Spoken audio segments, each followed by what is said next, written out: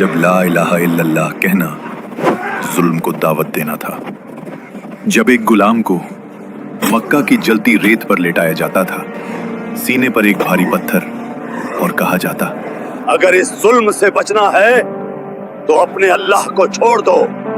جب ایک بوڑھی ماں اس دین کے لیے اپنی جان دے دیتی ہے، لیکن پھر وقت نے رخ بدل لیا۔ راتوں کی تاریکی میں چھپ کر اٹھنے والی آوازیں آہستہ آہستہ طوفان بننے لگے۔ وہ لوگ جو کل تک کمزور تھے آج حق کے لیے سینہ تان کر کھڑے ہونے لگے۔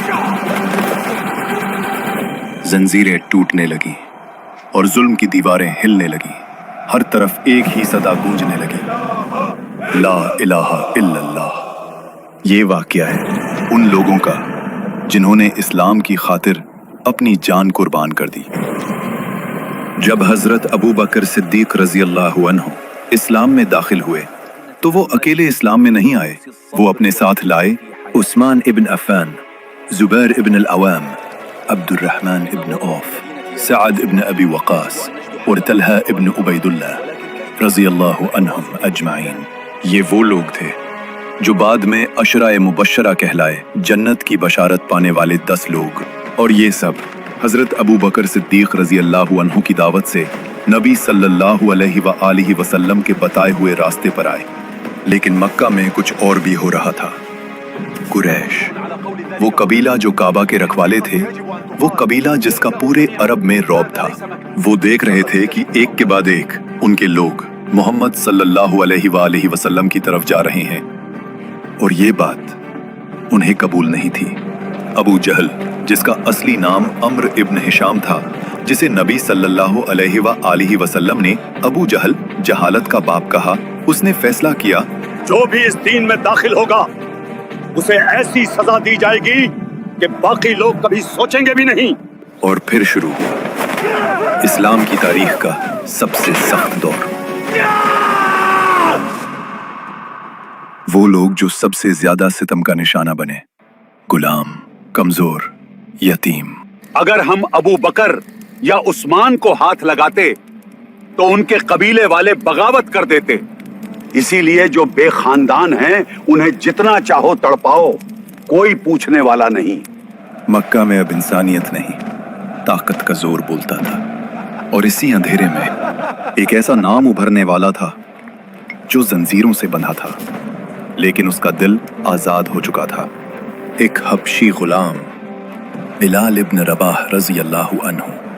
آخر محمد کے پاس کون سا پیغام ہے جس نے تمہارے دل کو اتنا بدل دیا بلال؟ امیہ ابن خلف مکہ کے امیر لوگوں میں سے تھا، اور حضرت بلال رضی اللہ عنہ اس کی غلامی میں تھے۔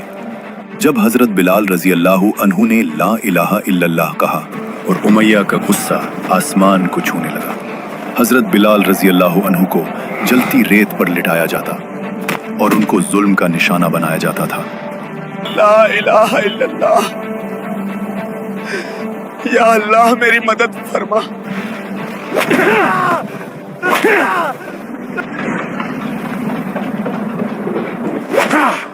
آج تجھے کوئی نہیں بچا سکتا۔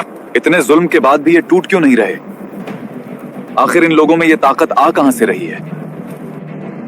ایسا لگتا ہے جیسے کوئی چیز ہے جو ان سب کو جوڑ رہی ہے اور ہم اسے سمجھ نہیں پا رہے۔ شاید انہوں نے اپنے اصل مالک کو پہچان لیا ہے اور اب وہی انہیں یہ طاقت دے رہا ہے۔ کہیں تم مسلمان تو نہیں ہو جاؤ گے خالد؟ اس کے اوپر پتھر رکھ دو۔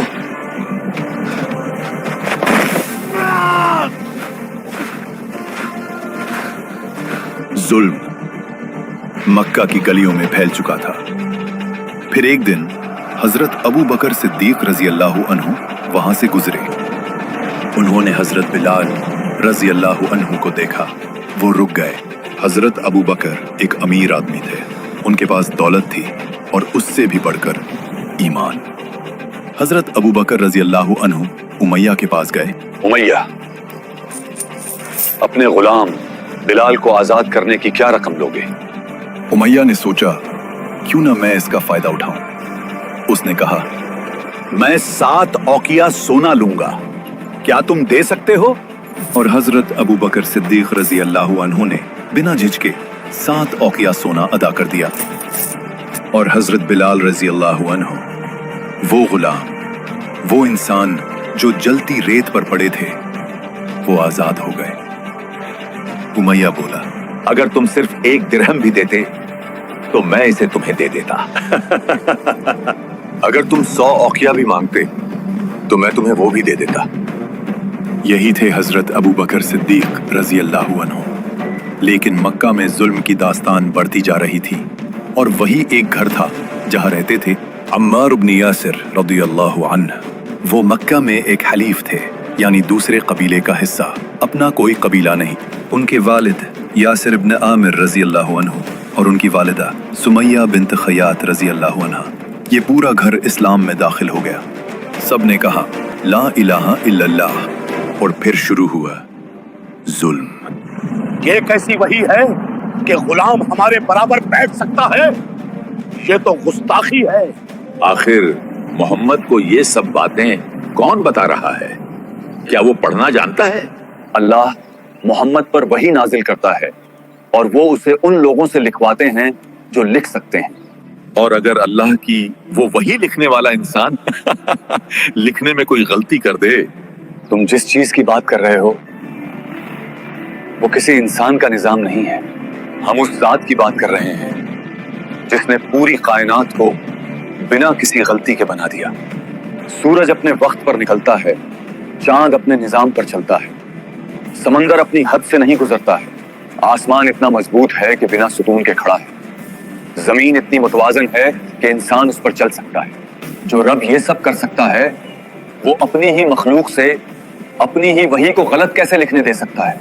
क्या मोहम्मद नहीं समझता कि काबा में रखे खुदा हर साल हमें कितना मुनाफा देते हैं?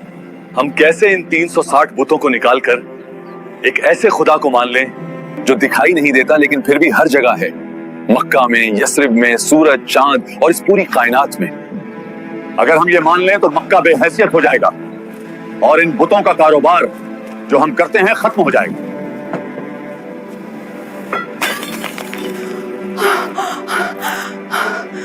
जो मिट्टी का खुदा खुद को नहीं बचा सका, वो तुम्हें कैसे बचाएगा? रेगिस्तान में जिला दो इन गुस्ताख लोगों को। फिर उन सबको अजाब का निशाना बनाया गया। अबू जहल कहता, तुम लोग गुमराह हो चुके हो। दोपहर की गर्मी, जलती रेत, उन्हें मारा जाता, तड़पाया जाता। अबू जहल हजरत सुमैया रजी अल्लाह अन्हा को कहता, अगर इस अजियत से बचना है तो मोहम्मद को छोड़ दो। हजरत सुमैया रजी अल्लाह अन्हा ने इनकार किया, और उसी लम्हे अबू जहल ने नेज़े से हजरत सुमैया रजी अल्लाह अन्हा को शहीद कर दिया।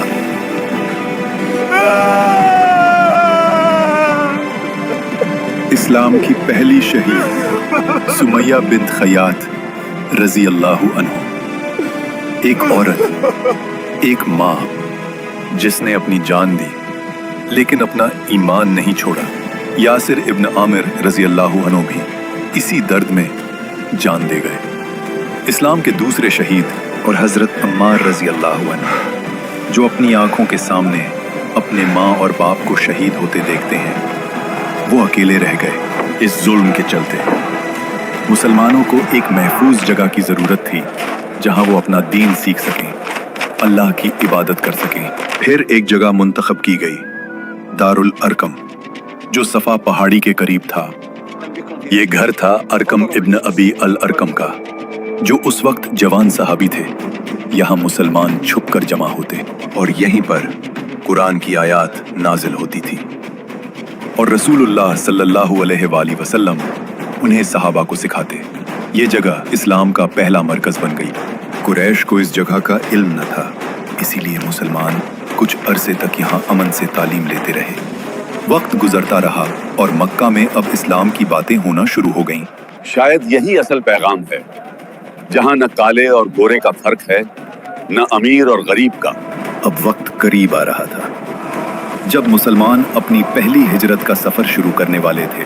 मक्का के दो जहीन और ताकतवर शख्स एक दूसरे के सामने खड़े थे, जाफर इब्न अबी तालिब और अम्र इब्न अल आस। और इस्लाम में वो हस्ती शामिल होने वाली थी जिसके ईमान से कुरैश का गुरूर हिलने वाला था। और कुरैश